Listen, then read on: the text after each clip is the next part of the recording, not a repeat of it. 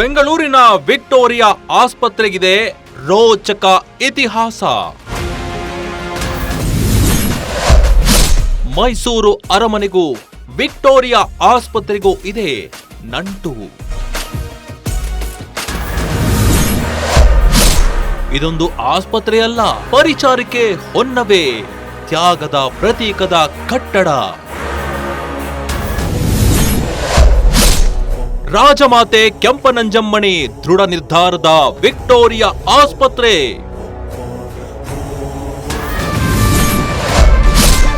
ರಾಜಕೀಯ ಕೆಸರೆರಚಾಟಕ್ಕೆ ಹೊಸ ಹೆಸರಿನ ಹಳೆ ಇತಿಹಾಸ ಅಳಿಸಬೇಕೇ?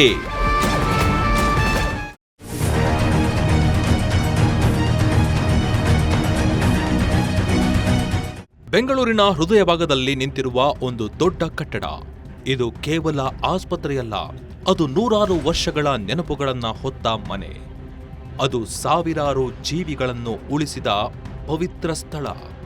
ಅದುವೇ ವಿಕ್ಟೋರಿಯಾ ಆಸ್ಪತ್ರೆ. ಈ ಹೆಸರು ಇನ್ನು ನೆನಪು ಮಾತ್ರ. ವಿಕ್ಟೋರಿಯಾ ಹೆಸರು ಕೆಲವೇ ದಿನಗಳಲ್ಲಿ ಬದಲಾಗಲಿದೆ.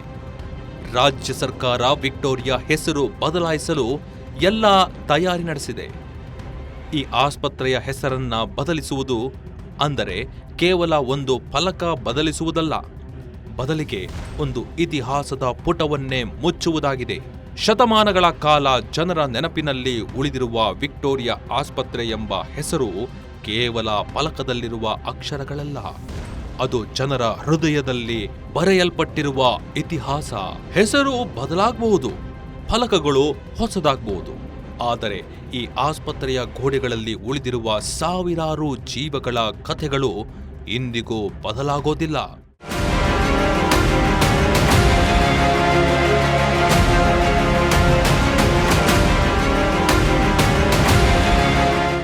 ಹೌದು, ವಿಕ್ಟೋರಿಯಾ ಹೆಸರು ಸುಖ ಸುಮ್ಮನೆ ಬಂದಿದ್ದಲ್ಲ. ಅದರ ಹಿಂದಿನ ನಮ್ಮ ಮೈಸೂರು ಸಾಮ್ರಾಜ್ಯದ ಮಹಿಳೆಯರ ಬುದ್ಧಿ ಚಾತುರ್ಯದ ಇತಿಹಾಸವಿದೆ. ಸರ್ವಕಾಲಕ್ಕೂ ಹೆಣ್ಮಕ್ಳೇ ಸ್ಟ್ರಾಂಗ್ ಗುರು ಎಂಬುದಕ್ಕೆ ಸಾಕ್ಷೀಭೂತವಾಗಿದೆ. ನಮ್ಮ ಮನೆಯ ಹೆಣ್ಣು ಮಕ್ಕಳ ಬುದ್ಧಿಶಕ್ತಿ ದೂರದೃಷ್ಟಿತ್ವಕ್ಕೆ ಹಿಡಿದ ಕನ್ನಡಿಯಾಗಿದೆ. ರಾಜಮಾತೆ ಕೆಂಪನಂಜಮ್ಮಣಿ ಬ್ರಿಟಿಷರನ್ನೇ ಮಂಕಾಗಿಸಿ ಚಾಣಾಕ್ಷತನದಿಂದ ಒಂದೇ ಕಣ್ಣಲ್ಲಿ 2 ಹಕ್ಕಿ ಹೊಡೆದು ಸ್ವಾಮಿ ಕಾರ್ಯ ಸ್ವಕಾರ್ಯ ಮಾಡಿಕೊಂಡು ಬಿಟ್ರು. ಅದರ ರೋಚಕ ಕಥೆ ಎಲ್ಲರಿಗೂ ಸ್ಫೂರ್ತಿದಾಯಕವಾಗಿದೆ.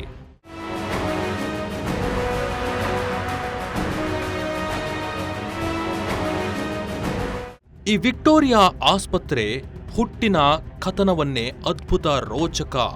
ಅದು 1897 ಫೆಬ್ರವರಿ 28 ಮೈಸೂರು ಗಂಧದ ಅರಮನೆಯಲ್ಲಿ ಮದುವೆಯ ಸಂಭ್ರಮ. ವಿವಾಹ ಮಂಟಪದ ತೆರೆಗೆ ಆಕಸ್ಮಿಕವಾಗಿ ಬೆಂಕಿ ತಗುಲಿತು. ಕಣ್ಣು ಮುಚ್ಚುವಷ್ಟರಲ್ಲಿ ಬೆಂಕಿ ಅರಮನೆಯ ದೊಡ್ಡ ಭಾಗವನ್ನೇ ಆವರಿಸಿತು.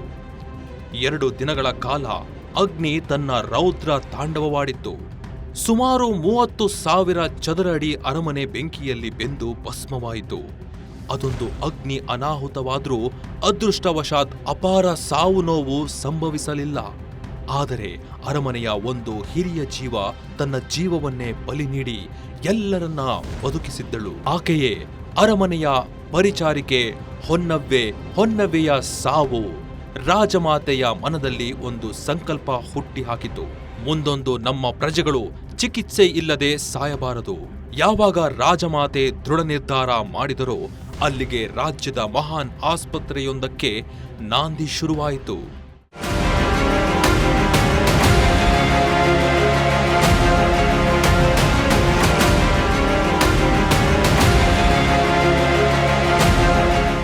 ಅರಮನೆ ಪರಿಚಾರಿಕೆ ಹೊನ್ನವ್ವೆ ದಾರುಣ ಸಾವಿನ ನಂತರ ರಾಜಮಾತೆ ಆಸ್ಪತ್ರೆ ಕಟ್ಟಿಸುವ ಸಂಕಲ್ಪ ಮಾಡಿ ಅದಕ್ಕೆ ಬೇಕಾದ ಸಂಪನ್ಮೂಲಗಳನ್ನ ಕ್ರೋಢೀಕರಿಸಲು ಆರಂಭಿಸಿದ್ರು. ಆದರೆ ಅದು ಸಂಕಲ್ಪ ಮಾಡಿದಷ್ಟು ಸುಲಭವಾಗಲಿಲ್ಲ.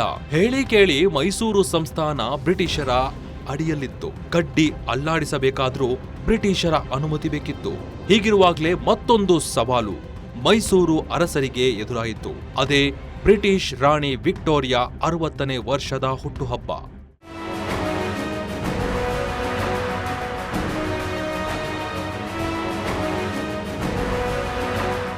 ಅಧಿನಾಯಕಿ ವಿಕ್ಟೋರಿಯಾ ಹುಟ್ಟುಹಬ್ಬವನ್ನ ಭಾರತ ಎಲ್ಲಾ ಸಾಮ್ರಾಜ್ಯದವರು ಅದ್ಧೂರಿಯಾಗಿ ಆಚರಿಸಬೇಕು ಅಂತ ಬ್ರಿಟಿಷ್ ಕಂಪನಿ ಕಟ್ಟಪ್ಪಣೆ ಮಾಡಿತು. ಅಷ್ಟೇ ಅಲ್ಲ, ಎಲ್ಲರೂ ತಮ್ಮ ಶಕ್ತಿಗೂ ಮೀರಿ ವಿಕ್ಟೋರಿಯಾ ರಾಣಿಗೆ ಅತ್ಯಮೂಲ್ಯ ಉಡುಗೊರೆಯನ್ನ ನೀಡಬೇಕೆಂಬ ಆದೇಶವನ್ನ ಹೊರಡಿಸಲಾಗಿತ್ತು. ಹರಸಾಹಸ ಪಡುತ್ತಿದ್ದ ರಾಜಮಾತೆಗೆ ಇದೊಂದು ರೀತಿಯ ಸಂದಿಗ್ಧ ಪರಿಸ್ಥಿತಿ ಉಂಟಾಯಿತು. ಆರಂಭದಲ್ಲಿ ರಾಜಮಾತೆ ದಿಕ್ಕೇ ತೋಚದಂತಾಯಿತು. ಆದರೂ ದುತಿಗೆಡದ ರಾಜಮಾತೆ ಸಮಯೋಚಿತವಾದ ಉಪಾಯ ಮಾಡಿದರು. ಅದುವೇ ಬ್ರಿಟಿಷ್ ರಾಣಿ ಹುಟ್ಟುಹಬ್ಬಕ್ಕೆ ಉಚಿತ ಸರ್ಕಾರಿ ಆಸ್ಪತ್ರೆಯನ್ನ ಉಡುಗೊರೆಯಾಗಿ ಕೊಡುವುದಾಗಿ ಘೋಷಣೆ ಮಾಡಿದರು.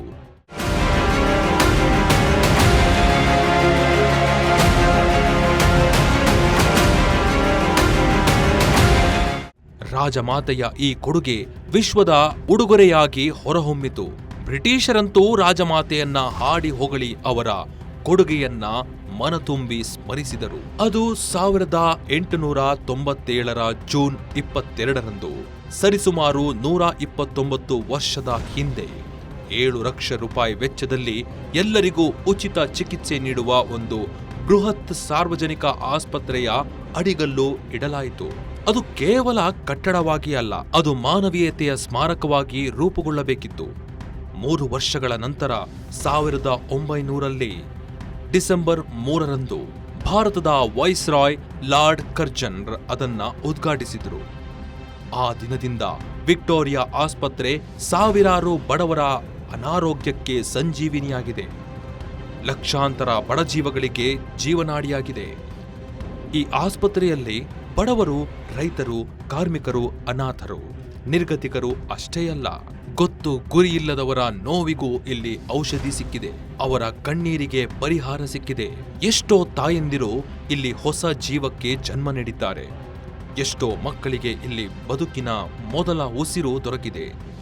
ಇದು ಬೆಂಗಳೂರಿನ ಜನರ ನಾಡಿಮಿಡಿತ, ಇತಿಹಾಸದ ಪುಟಗಳಲ್ಲಿ ಅಜರಾಮರವಾಗಿರುವ ನೆನಪುಗಳ ಭಾಗವಾಗಿತ್ತು.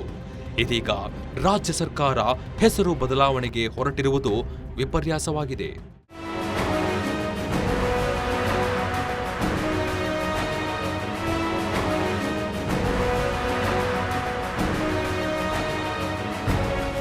ವಿವಾದಿತ ನಿರ್ಧಾರಗಳನ್ನ ತೆಗೆದುಕೊಂಡು ನಂತರ ಕಣ್ಣೊರೆಸುವ ನಾಟಕವಾಡೋದು ಸರ್ಕಾರ ಮಟ್ಟದಲ್ಲಿ ನಡೀತಾನೆ ಇರುತ್ತೆ. ಹೌದು, ಶತಮಾನಗಳ ಇತಿಹಾಸದ ಆಸ್ಪತ್ರೆ ಹೆಸರು ಬದಲಾಯಿಸಲು ರಾಜ್ಯ ಸರ್ಕಾರ ಮುಂದಾಗಿದೆ. 2026ರ ಬಜೆಟ್ ಭಾಷಣದಲ್ಲಿ ಮುಖ್ಯಮಂತ್ರಿ ಸಿದ್ದರಾಮಯ್ಯನವರು ವಿಕ್ಟೋರಿಯಾ ಆಸ್ಪತ್ರೆಯನ್ನ ಶಾಂತವೇರಿ ಗೋಪಾಲಗೌಡ ಆಸ್ಪತ್ರೆಯೆಂದು ಮರುನಾಮಕರಣ ಮಾಡುವುದಾಗಿ ಘೋಷಿಸಿದ್ದಾರೆ. ಶಾಂತವೇರಿ ಗೋಪಾಲಗೌಡರು ಕರ್ನಾಟಕದ ಮಹಾನ್ ಸಮಾಜವಾದಿ ನಾಯಕರು, ದೀನದಲಿತರ ಹಕ್ಕಿಗಾಗಿ ಹೋರಾಡಿದ ಮಹಾನ್ ವ್ಯಕ್ತಿ. ಅದರ ಬಗ್ಗೆ ಯಾವುದೇ ಅನುಮಾನಗಳಿಲ್ಲ. ಅಂತಹ ಮಹಾನ್ ನಾಯಕರ ಹೆಸರಿಡುವುದರ ಬಗ್ಗೆ ಯಾರ ತಕರಾರು ಸಹ ಇಲ್ಲ. ಆದರೆ ಜನರಲ್ಲಿ ಈಗ ಕೇಳಿಬರುತ್ತಿರುವ ಪ್ರಶ್ನೆ ಒಂದೇ: ಹೊಸ ಹೆಸರಿಗಾಗಿ ಹಳೆ ಹೆಸರನ್ನೇ ಅಳಿಸಬೇಕೇ ಎಂಬುದು ಸಾಕಷ್ಟು ಚರ್ಚೆಗೆ ಕಾರಣವಾಗುತ್ತಿದೆ.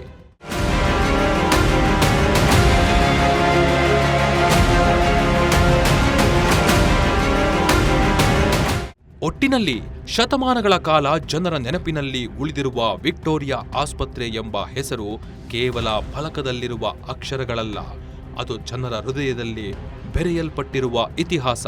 ಹೆಸರು ಬದಲಾಗಬಹುದು, ಫಲಕಗಳು ಹೊಸದಾಗಬಹುದು, ಆದರೆ ಈ ಆಸ್ಪತ್ರೆಯ ಗೋಡೆಗಳಲ್ಲಿ ಉಳಿದಿರುವ ಸಾವಿರಾರು ಜೀವಿಗಳ ಕಥೆಗಳು ಎಂದಿಗೂ ಬದಲಾಗೋದಿಲ್ಲ. ಏಕೆಂದರೆ ಆಸ್ಪತ್ರೆಗಳು ಕೇವಲ ಕಟ್ಟಡಗಳಲ್ಲ. ಇದಾಗಿತ್ತು ವಿಶೇಷ ವರದಿ. ನ್ಯೂಸ್ ಡೆಸ್ಕ್, ಸಂಪೂರ್ಣ ನ್ಯೂಸ್, ಬೆಂಗಳೂರು.